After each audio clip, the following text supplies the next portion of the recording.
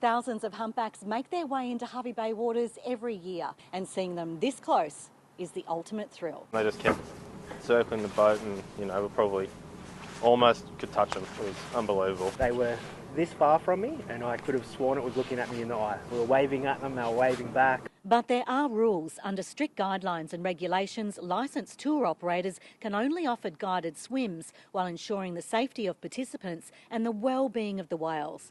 It's done on the whales' terms and only with mature and adult humpbacks, taking place via a 20-metre mermaid line connected to the stern of the vessel. It's a very controlled environment that we're in, and the way we do it is within the regulations that are out there for really the benefit of the whales and us and the safety of our swimmers in the water. The whale watching experience is only allowed from commercial vessels with the right approvals in place. Private boats are not permitted, and no one is allowed to swim when baby humpbacks are around. We watch them, we study them, and we wait till they actually show us that they're actually engaging with us. So if anyone gets in the water off a recreational boat, they're actually mad first, but they shouldn't be doing it against the regulations anyway. But when the conditions are right and the whales choose to take part, it's a life-changing experience. I thought it was just amazing how these whales seem to be just as curious as we were. That's it for tonight's Whale Watching segment. Tune in next week for all the latest on the whales. Karen Broadhurst, 7 News.